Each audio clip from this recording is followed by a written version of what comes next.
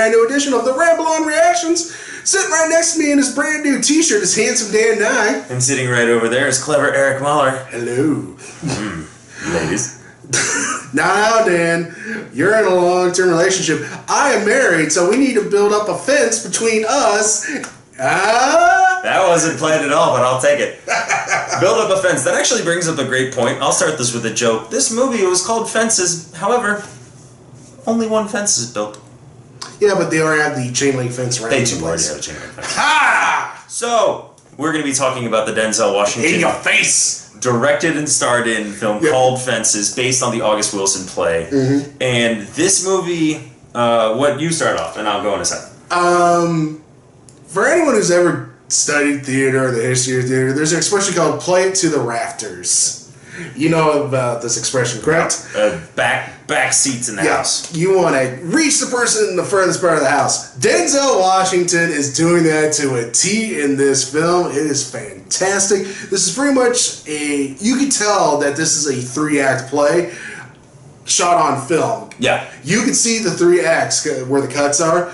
And this is pretty much just a story about Denzel living in Pittsburgh with his wife and son, and pretty much, I don't know, like, what, 6 months goes by? I think it's long, well, not to spoil anything. Right.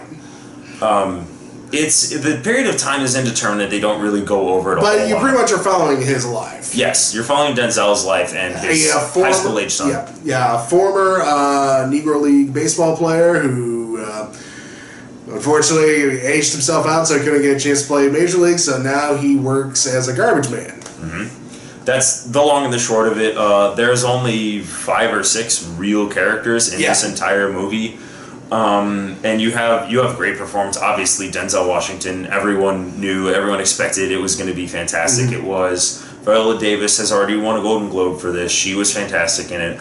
I will definitely throw some props to Michael T. Williamson, who played his brother, who suffered from a war injury, who's... Got a plate in the head. He got a plate in the head, and he's fantastic in it. And he's only in a handful of scenes as well, but... He's really good in those scenes. He's really good in those scenes. It's, like, very believable. You're like, you feel for that character the moment you see him. Mm-hmm.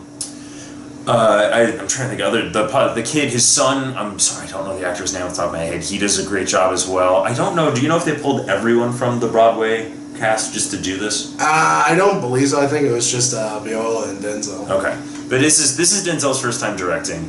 Do you have some other positives? Because I'm going to go... Well, my main positive is Viola Davis. She is the best actor in this film. She's fantastic. She's better than Denzel. She's better than everyone in... She has a couple of monologues in this where I was almost in tears because of how raw her performance is, where she's delivering lines. Like when there's a scene where she's throwing spit and snot from her nose, and you're like, yeah, no, I feel it, and you're totally justified in feeling that way. It's one of the looking ones that way, yeah. It's one of the ones from the trailer, and even though you see it in the trailer, it's not lost in translation at all. Seeing the full thing, the full breadth and scope of this performance, you're captivated by her in that moment. And again, you're also captivated by Denzel. Yep. There are no bad performances in this. There are no bad performances, but that will lead me into my nitpicks, which is, like Eric was saying, this is a 3rd act play, and for anyone who studied theater, like we both have, it doesn't feel like a movie. It feels like a play,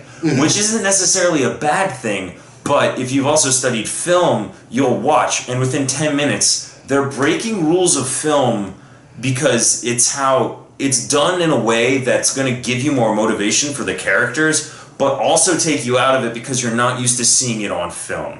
The easiest one's calling 180-degree rule. Like, if we move this camera around, every time the camera would be in front of us because that's where we've established it. Mm-hmm. So if we suddenly had this, and then all of a sudden you see a picture from behind us and we're talking, it's a little jarring.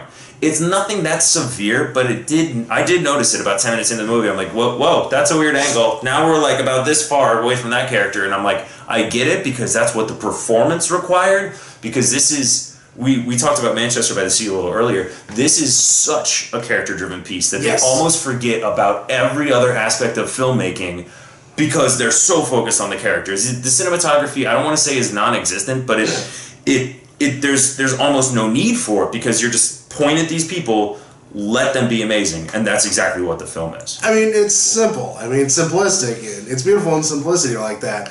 I don't really have any nitpicks outside of the fact it's like, I know this is Denzel's first time directing, but he's not really directing the film. He's just doing the smart job of, here's the camera, go.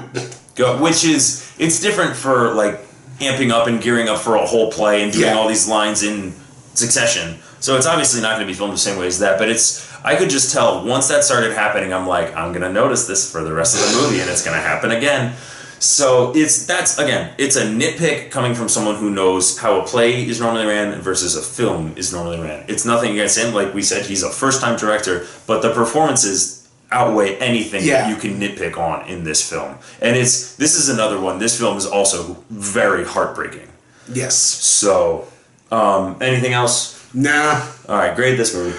A-. See, I'm going to actually flip this time. I'm going to give it a B+, mostly because it took me out of it a little bit more because I'm watching those things and I'm getting a little disjarred. That's taking away from the performances for me. Like I said, this isn't the best film ever, but it's the best performed movie I've probably seen this year. Especially Viola Davis. She gives the Oscar-winning performance. And so the real question is, she going to be Best Supporting Actress or Best Actress? Because that will determine what she ends up winning, but she is the real star of the show. She is amazing at this. I think the only performances I might argue that would be better than this would be Moonlight. But that's because it was just a different script. Yeah, it's a beast of a different color. Right. So, but like I said, I give it a B+, and Viola Davis and Denzel will probably be nominated. I don't know. However, I don't know if he'll win because there's tough competition in all the films that are going to awards that we've seen. So, thank you very much for getting to this part in our reaction. As always, like, comment, subscribe, share. Are you with Eric? You totally buy all the performances? Were you like me? Were you taking a little bit out of it when it's just like something that you're seeing on screen that you're not quite used to? Let us know what you think.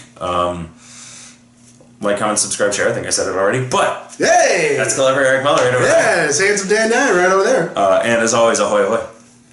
Ramble on.